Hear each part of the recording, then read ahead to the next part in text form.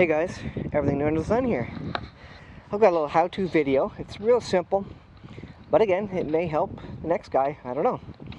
And this is just how I did it, and there's many different ways to do the same thing. But what we want to do is make some car ramps so that I can do some work on my car. So what I had was I had a 6x6 piece. It's about 5 foot long, I think. And I just took my chainsaw and I cut it down the middle on a slant there, an angle shallow enough that a car can drive up it. And what does that get you out of one 5 foot length of 6x6? Well, it gets you 2 ramps, just like that. And so if I switch these around, you can see how that is. And that is the really, well, it's cheap if you already have 6x6. You got to spend a couple of bucks for the 6x6, I guess. But that's how you do it. It's real simple. It took me literally 5 minutes. Most of the time was probably spent starting up the chainsaw, getting it gassed up. And then you have engine ramps. Then you can do some fancy stuff. You can make it taller, get 8x8s and make them a bit taller, or even add some steps onto the top to make it a little taller. Another thing you can do is put a ramp barrier, brake barrier, whatever, so that your wheel doesn't roll over the edge. Maybe a 2x2 or something, you know, screwed in there. It would just provide you a bit of a bump when you come up against it to prevent you going over the top. But all in all, if you are confident and comfortable using ramps, then this will work. So that is your super duper 5-minute how to make your own engine car ramps, so you can work on the underside of your car, oil changes, muffler work, inspection, whatever else you want to do there. So let's go ahead to the next part of the video and I'll show you how to actually get them under the car and position them.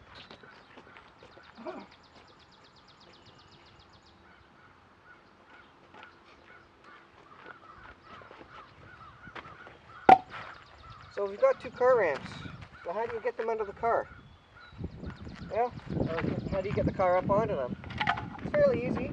You make sure your wheels are aligned nice and straight. You want your wheels aligned nice and straight. And then we're going to put a ramp under each tire and push it up against the rubber.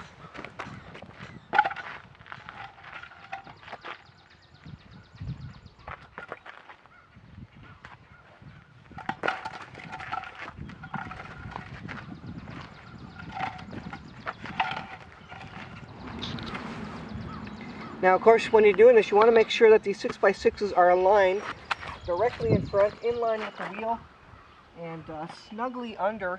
You can give them a kick, get them under the tire so they're not going to squirt out.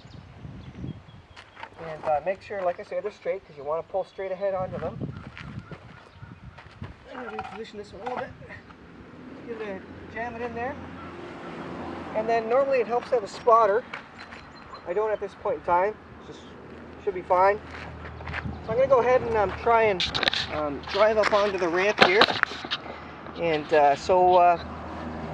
basically, you want to give it some gas to get it up over the edge here. That's the tricky part, where you're gonna need a little bit of gas pressure on the gas pedal.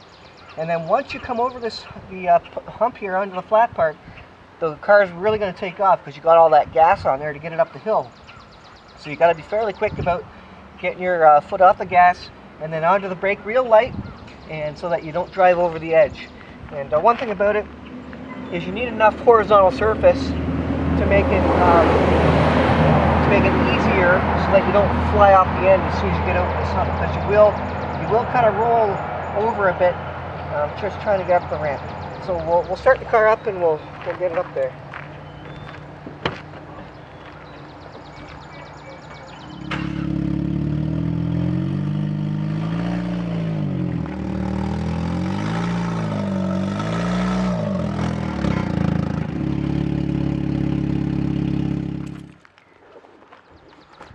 Alright, once you got it up there, what you can then do is put some jack stands underneath the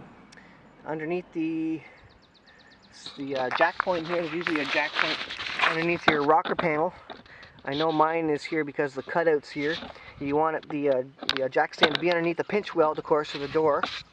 And that's it. This is a fairly stable one. What you want to do then is just give it a push,